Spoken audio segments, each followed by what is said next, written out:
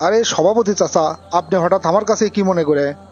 বাবা কেলটু, একটা বিষয় নিয়ে আমি খুব চিন্তার মধ্যে পড়ে গেছি। তুমি তো জানোই আমাদের মসজিদের ইমাম মাত্র 4,000 টাকা বেতন পায়। কিন্তু আমার নিজেরও এটা পছন্দ নয়, আমি বেতন বাড়াবের চাই। কিন্তু ঘটনা হচ্ছে, আমাদের এই সামের বেশিরভাগ মুসল্লি গরিব। ইমামের এই 4,000 টাকা তুলতে আমার হিমশিম খাওয়া লাগে। প্রত্যেক মাসেই দেখা যায় 4,000 টাকা ওঠে না, 3,000 বা 3,500 টাকা ওঠে। আর বাদ বাকি টাকা আমার পকেটের থেকে দেওয়া লাগে। এখন তুমি কও, ইমামের বেতনটা আমি বাড়াবো কেমনে তাহলে? আবার এই বর্তমান যুগে 4,000 টাকা দিয়ে কোনো একজন মানুষের সংসার চালান, এটা তো কোনোভাবেই সম্ভব নয়। এই জন্য আমি মহা চিন্তিত পড়ে গেছি। এটার কি কোনো সমাধান আছে তোমার কাছে? চাচা, আপনি সভাপতির পদ থেকে এই জিনিসটা যে ফিল করছেন, তার জন্য প্রথমে আপনাকে ধন্যবাদ দিচ্ছি। আসলে বর্তমান যুগে 4,000 টাকা দিয়ে সংসার চালান তো দূরের কথা, 10-12 হাজার টাকা দিয়েও গ্রামত থেকে সংসার চালান কঠিন। সেই জায়গাতে ইমাম সাহেবেরা যে ধৈর্য ধরে ইমামতি করে যাচ্ছে, তার জন্য তাদের প্রতি আমরা কৃতজ্ঞ। আর যে জায়গার সমস্যা আছে সেই জায়গার সমাধানও আছে। এখন আপনি আমাকে কন্ত, আপনাদের এই সামত কত ঘর মুসল্লি আছে? আমাদের এই সামত 110 ঘর মুসল্লি আছে। সংখ্যা তো অনেক বাপু, কিন্তু বেশিরভাগই যে গরিব। চাচা, আপনি যে সমস্যার কথা করছেন, এটার ফাইন একটা সমাধান আছে। এই কাজটা করতে পারলেই ইমামের বেতনও বেশি দেওয়া সম্ভব, আবার এই সামের লোকজনও উপকৃত হবে। সেটা কেমনে বাবা, তুমি আমার কও তো বুদ্ধিটা। আচ্ছা, তাহলে মনোযোগ দিয়ে শোনেন। মসজিদের সাথে ছোট একটা ঘর করে দেন, আর সেই ঘরত হবি মুদি দোকান। সেই মুদি দোকানত সমস্ত ধরনের মুদি সামগ্রী কিনতে পাওয়া যাবে।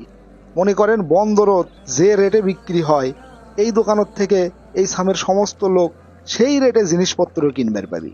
আর এই মুদি দোকানদার চালাবি হচ্ছে আমাদের মসজিদের ইমাম সাহেব।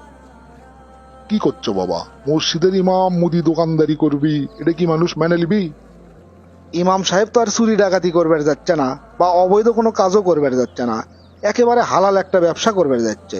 আপনি সমস্ত মুসল্লিক ডাকেন, ডাকে তাগরক বুঝে কন। এতে ইমাম সাহেবেরও লাভ, মুসল্লিগেরও লাভ। মুসল্লিগেরও লাভ হচ্ছে তাদের জিনিসপত্র কেনার জন্য আর দূর দূরান্তে যাওয়া লাগবার লয়। আপনি ভালো করে চিন্তা করে দেখেন, 110 ঘর লোক পুরো মাসের বাজার যদি ওই দোকানত থেকে করে, তাহলে ওই দোকানত কি পরিমাণ বিক্রি হবি?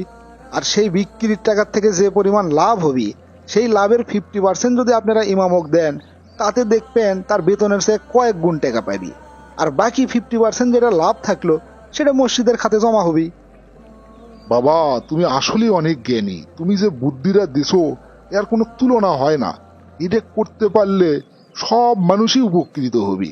দেখি, কালকেই আমি মুসল্লিদের ডাকবো, তাকে এই বিষয়ে আলোচনা করবো। ঠিক আছে চাচা, তাহলে তাই করেন। বাবা কেলটু, তোমাকে যে আমি কি করে ধন্যবাদ দিব আমার সেই ভাষা জানা নাই। তুমি যে এত সুন্দর একটা সমাধান দিছো, একেবারে ফাইন একটা কাজ আছে। তাই নাকি চাচা? কি ফাইন কাজ আছে না, খুলে কন তো। শোনো, তোমার বুদ্ধি মতে আমি সব মুসল্লিক ডাকছিলাম। প্রথমে 2-1 জন রাজি আসলো না, কিন্তু যখন আমি তাকে সব বুঝে গেলাম, তখন সগলি রাজি হসে। তা প্রথম মাস শেষে আমাদের ওই মুদি দোকানের থেকে 50,000 টাকা লাভ হসে।